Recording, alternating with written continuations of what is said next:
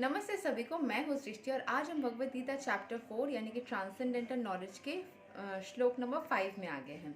रोज की तरह पहले मैं संस्कृत में श्लोक को पढ़ूंगी, उसके इंग्लिश ट्रांसलेशन को देखेंगे और मीनिंग को समझेंगे। तो चलिए शुरू कर लेते हैं। श्री भगवान उवाच बहूनि मे व्यातितानि जन्मानि तवाचर्जुना तन्यै अहं वेदा सर्वणीना त्वं वेत्ता परन्तपा। The personality of Godhead said, "Many, many births, both you and I have passed. I can remember all of them, but you cannot. You subduer of the enemy."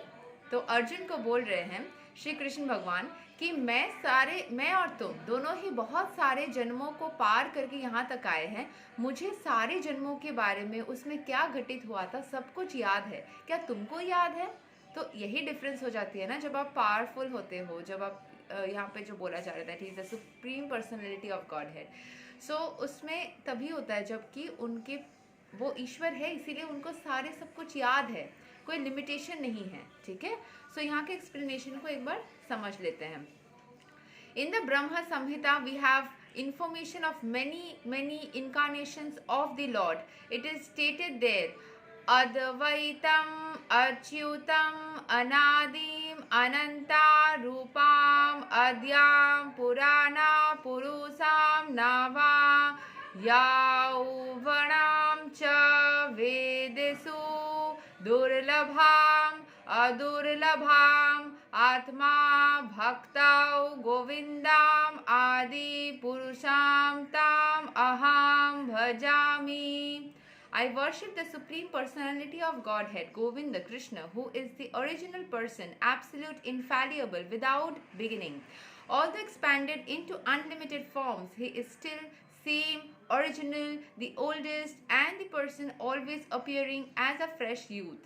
Such eternal, blissful, all-knowing forms of the Lord are usually not understood by even the best Vedic scholars, but they are always manifest to pure, unalloyed devotees. तो यहाँ पे बोला जा रहा है कि एक ब्रह्म संहिता में एक श्लोक है जहाँ पे बोला जा रहा है, जो लिख रहे हैं वो बोल रहे हैं, आई worship the supreme personality of God head Govind, जो कि सदियों से है, लेकिन उनका जो रूप है वो एकदम एक छोटे से बच्चे जैसे या यंग इंसान जैसा है, जो सदियों से है, जो जिनका कोई बिगिनिंग ही हमें नहीं पता, इतने पूर्व समय से हैं।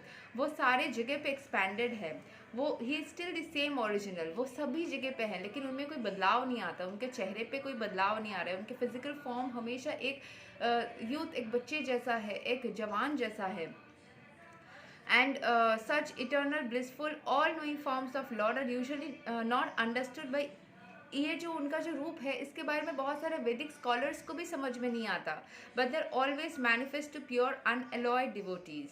ठीक है, सो जो प्योर डिवोटी है उनको वो मैनिफेस्ट हो जाते हैं। बहुत सारे बड़े बड़े वैदिक स्कॉलर्स भी उनको समझ नहीं पाते, लेकिन जो उनके प्योर भक्त है वो उनके हमेशा ही हो जाते हैं। उनको इस तरीके से प्रोटेक्ट करते हैं, इस तरीके से गाइड करते हैं कि इन अनएक्सप्लेनेबल है ये। ठीक है, विश्वास करके देखिए, बिना विश्वास के भी आप इसमें एक बार चल के देखिए। इस राह में मुश्किलें आती है, बट वो टेस्ट होते हैं, उसमें भी आप विश्वास पकड़ के रखिए।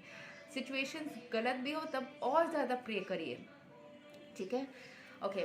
It is also stated in ब्रह्म संहिता, रमादि मूर्तिसु काला नियामना तिस्थान ननावताराम अकारोद भुवनेषु किंतु कृष्णा स्वायां समाभवात् परमः पुमान् यो गोविंदाम आदि पुरुषाम ताम अहम भजामि। I worship the Supreme Personality of Godhead, Govinda Krishna, who is always situated in various incarnations such as Rama, Nrsimha, and many sub-incarnations as well, but who is the original personality of Godhead known as Krishna and who incarnates personally also. तो यहाँ पे बोला गया है कि कृष्ण भगवान बहुत सारे रूप में आए हैं, बट कृष्ण फॉर्म उनका जो है वो ओरिजिनल फॉर्म है। In the Vedas also it is said that the Lord, although one without a second, manifests himself in innumerable forms. एक सेकंड में वो बहुत सारे रूप में आ सकते हैं. He is like the Vaidurya stone which changes color, still yet remains the one. जो अपना रंग बदल लेता है लेकिन अपना स्वभाव नहीं बदलता है, जो अपना रूप बदल लेता है लेकिन अपना जो क्वालिटी है वो ओरिजिनल फॉर्म में जो है वो बदलता नहीं है. काया बदल जाती है बट सोल सेम रह जाती है. All those multiforms are understood by the pure unalloyed devotees but not by a simple study of the Vedas. Vedesu durlabham adurlabham atma bhaktau. Devotees like Arjuna are constant companions of the Lord, and whenever the Lord incarnates, the associate devotees also incarnate in order to serve the Lord in different capacities. जब भी ईश्वर आते हैं इस दुनिया में, उनके जो भक्त होते हैं, प्योर भक्त, वो जो उनके साथ ही हमेशा रहते हैं, उनको सर्व करने के लिए वापस से उन्हीं के साथ में जन्म ले लेते हैं, उन्हीं के आसपास घूमते रहते हैं. Energies. Arjun is one of these devotees, and in the verse it is understood that some millions of years ago when Lord Krishna spoke the Bhagavad Gita to the sun god Vivasvan, Arjuna in a different capacity was also present. But the difference between the Lord and Arjun is that Lord remembered the incident where Arjun could not remember. That is the difference between the part and parcel living entity and the Supreme Lord. ठीक है, अर्जुन भी वहाँ पे था जब विवस्वन को बताया जा रहा था गीता के बारे में, बट उसको याद नहीं है. हमें कुछ भी पूर्व के बारे में नहीं याद होता क्लियरली. क्यों? क्योंकि हम एक अंश है, लेकिन जो ईश्वर है, परमेश्वर है, उनको सारा सब कुछ याद रहता है. Although Arjun is addressed herein as the mighty hero who could subdue the enemies, he is unable to recall what had happened in the various past births. वो बहुत ही शक्तिशाली एक वॉरियर ज़रूर है, लेकिन उसको पास्ट बर्थ के बारे में उतनी शक्तिशाली नहीं है कि उसको पास्ट बर्थ के बारे में भी याद हो. Therefore, a living entity, however great he may be in a material estimation, can never equal to the Supreme Lord. जितना भी बड़ा हो जाए, ईश्वर से बड़ा नहीं या ईश्वर के इक्विवेलेंट भी नहीं हो सकता. Anyone who is a constant companion of the Lord is certainly a liberated person, but he cannot be equal to Lord. वो उस लेवल पे जा सकता है कि वो बहुत अच्छा है, बहुत ही मुक्त एक इंसान है, लेकिन ईश्वर नहीं बन सकता. ऑब्वियसली हम सब पार्ट्स को ज्वाइन करके ही तो पूरा ईश्वर बन रहे, तो हम एक अंश कैसे पूरा ईश्वर बन जाएंगे, right? Okay, the Lord is described in Brahma Samhita as infallible, achyuta, which means that he never forgets himself even though he is in material contact. Therefore, the Lord and the living entity can never be equal in all respects, even if the living entity is as liberated as Arjun. Although Arjun is a devotee of the Lord, he sometimes forgets the nature of the Lord, but by the divine grace, a devotee can at once understand the infallible condition of the Lord. Whereas a non-devotee or a demon cannot understand the transcendental nature.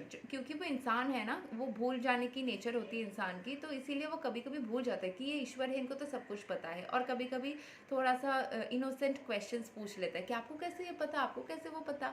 लेकिन वापस से क्योंकि वो devotee है, तो उसको जब भी ईश्वर बताते हैं या बाद में उसको समझ में आता है, अच्छा ये तो ईश्वर है, इसीलिए उनको सब कुछ पता है. लेकिन जो नॉन डिवोटी होंगे वो कभी भी इस बात को नहीं समझ पाएंगे.